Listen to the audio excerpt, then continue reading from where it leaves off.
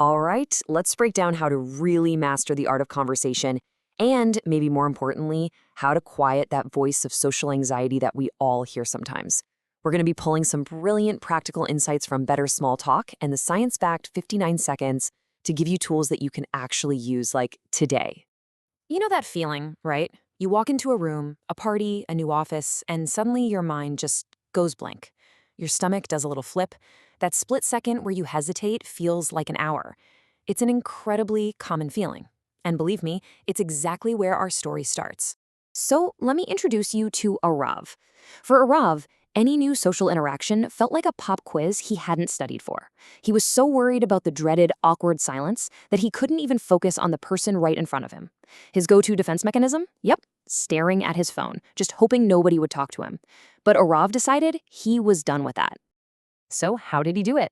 Well, the very first thing he changed had nothing to do with what he said. It was all about how he thought. And this is so crucial. It's the foundation for absolutely everything else.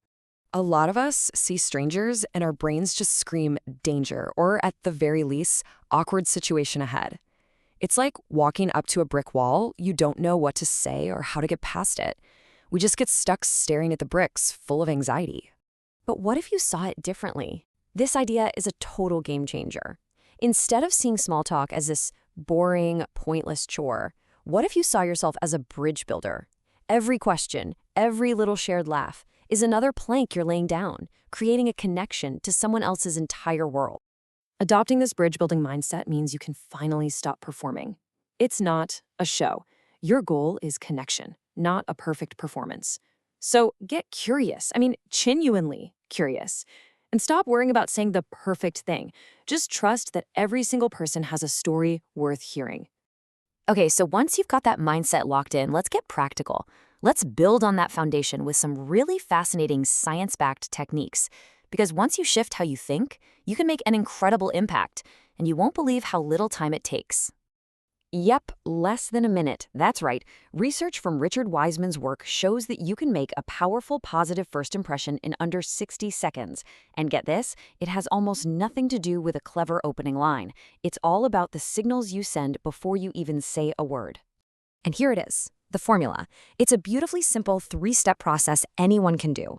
The whole point is to show you're open, you're engaged, and that you actually see the person in front of you. So let's dive into each one. First up, open body language. I know, it sounds almost too simple, but think about it for a sec. The moment you fold your arms, you're putting up a physical and emotional barrier. It says, stay back. Just by uncrossing your arms, turning your body towards someone, you're non-verbally screaming, hey, I'm here, I'm open to this, let's connect. Next, eye contact. And no, we're not talking about a creepy, intense stare down, okay? It's just about offering a comfortable gaze that shows you're actually paying attention. And the science on this is really clear. Study after study shows that people who do this are seen as more confident, smarter, and way more trustworthy. So you've set the stage, you've nailed the first 59 seconds. What's next? Well, now we get to what I think is the most underrated conversational superpower of them all. And it's not about what you say, it's about how you listen. Let's be honest, most of the time, we're not really listening. We're just waiting for our turn to speak, right? We're busy cooking up our own witty reply in our heads. Active listening is a whole different ballgame. Arav learned to shut down the what will I say next part of his brain and just focus. He went from trying to think of a response to thinking of a great question. And when you listen like that, you start asking questions like this. This is a classic open-ended question. See how you can't just answer it with a simple yes or no? It's an invitation. It practically begs the other person to share more of their story, and it shows them, wow, you actually heard what I just said. Okay, so you're listening, you're asking these great questions. Now what? The next move is to use all that great information you're getting to find some common ground and really start building that bridge. It's just basic human psychology, you know? We feel a sense of rapport, of trust, with people who we feel are like us. Finding that shared interest or experience is like finding a secret password that gets you to a genuine connection way faster. For Arav, this totally came to life at the office coffee machine. He asked a new coworker the simplest question imaginable. Coffee or tea person? That tiny little opener led them to discover they both loved exploring new cafes. And just like that, it wasn't small talk anymore. It was a real conversation that flowed from coffee to cool neighborhoods to travel. Okay, but let's talk about the moment we all dread. The awkward silence. You're doing everything right, the vibe is good, and then crickets. The conversation just hits a wall.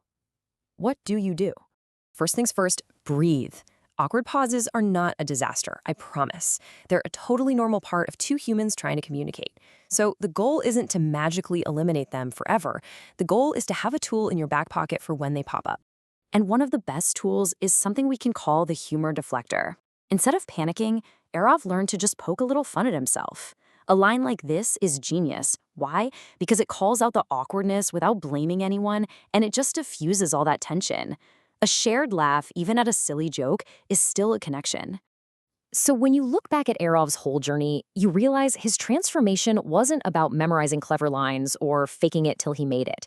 It was about a deep, fundamental shift in realizing that conversation isn't a test. It's not a performance. It's an opportunity to connect, human to human. And that, right there, is the real magic. That's the big takeaway. When you approach every conversation with genuine curiosity, when you actually want to listen, and you're willing to be a little bit vulnerable yourself, the entire dynamic changes. People stop being scary strangers and start becoming possibilities. So as we wrap this up, I want to leave you with that question. What is the one small first step you're going to take to build a better bridge in your next conversation? Will it be just uncrossing your arms? Will you try to ask one more open-ended question? Or will you just remind yourself that the goal is connection, not perfection? Whatever it is, that one small step is all it ever takes to begin.